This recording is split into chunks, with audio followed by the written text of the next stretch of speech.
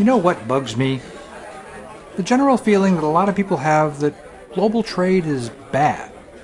It hurts labor, or it exports our jobs overseas. Fact is, without world trade, we wouldn't be able to sit here and enjoy this cup of coffee.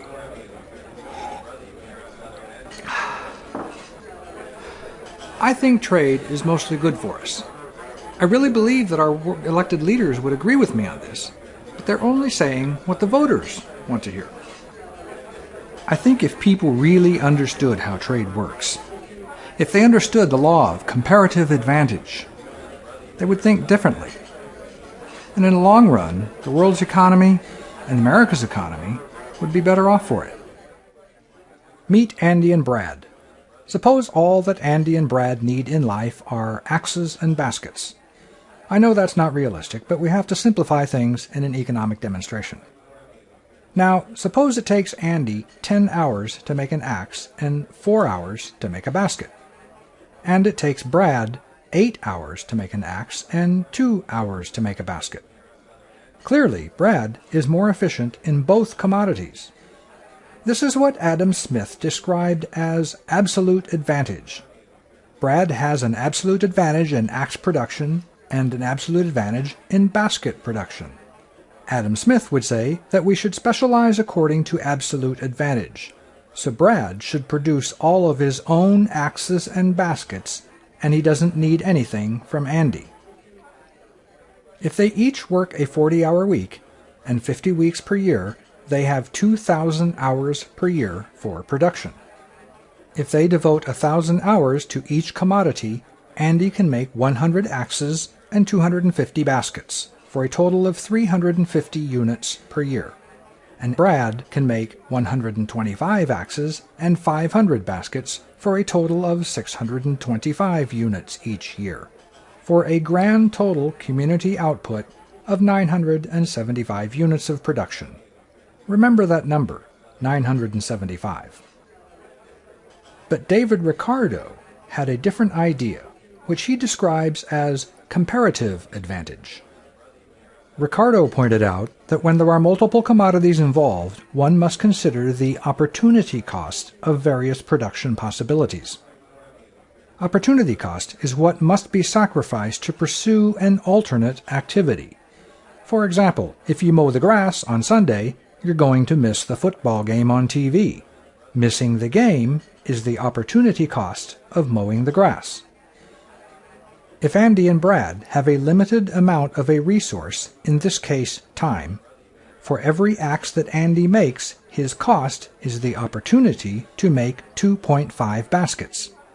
But for every axe that Brad makes, his opportunity cost is 4 baskets. Axes are comparatively less expensive for Andy to make, so Ricardo would say that Andy has a comparative advantage in making axes. On the other hand, every basket Andy makes costs him 40% of an axe, but every basket Brad makes costs him 25% of an axe. So Brad has a comparative advantage in making baskets. Where Adam Smith said we should specialize according to absolute advantage, David Ricardo says that we should specialize according to comparative advantage. And Andy should make only axes, and Brad should make only baskets, and then they should trade for their goods. Let's say that Andy offers one of his axes for 3 of Brad's baskets. Remember, to Andy, one of his axes is worth 2.5 baskets, so if he can get 3 baskets, he's coming out ahead. Also, remember that to Brad, an axe is worth 4 baskets, so if he can get one of Andy's axes for only 3 baskets, he's getting a good deal. This is a win-win situation.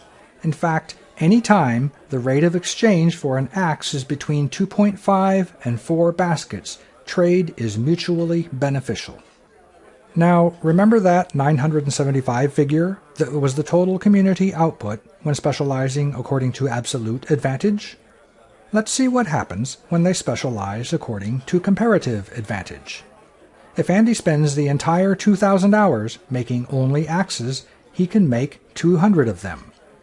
and if Brad made only baskets, he could make 1,000 of them. That's a total community output, under comparative advantage, of 1,200 units of production.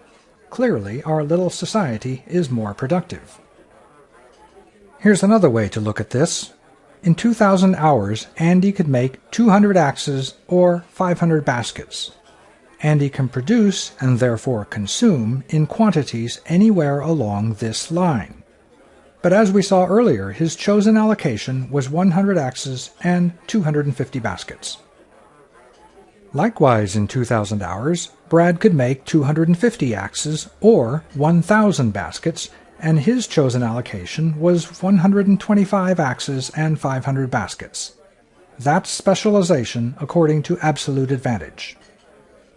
Now let's have them specialize according to their comparative advantage, and trade at that exchange rate of 1 axe to 3 baskets.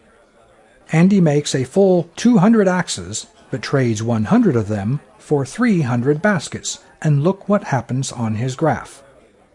Notice that he is able to consume more goods than he could produce by himself. It's the same with Brad. He now makes a full 1,000 baskets and trades 500 of them for about 167 axes. And now Brad is able to consume more than he could when producing on his own. That's progress. So whenever trade will allow both partners to consume more than if they produced everything for themselves, they'd be crazy not to trade.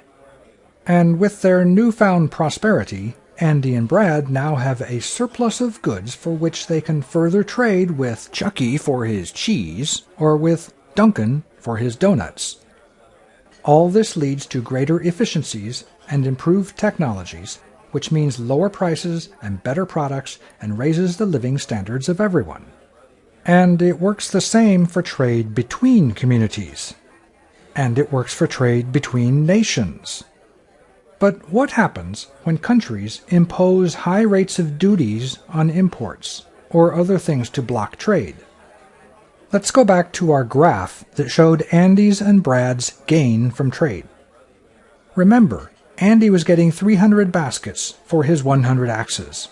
If his government charged an import duty of, say, 100 baskets, that would wipe out any benefit from trade.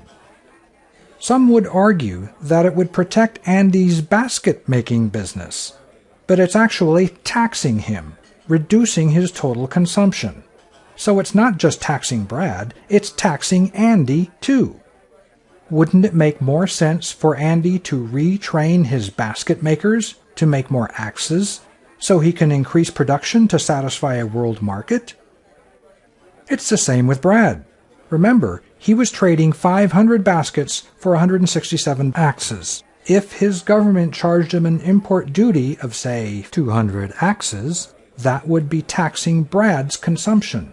Wouldn't it be better for Brad to retrain his axe makers to make more baskets? So I think we should all work together to remove the barriers to world trade.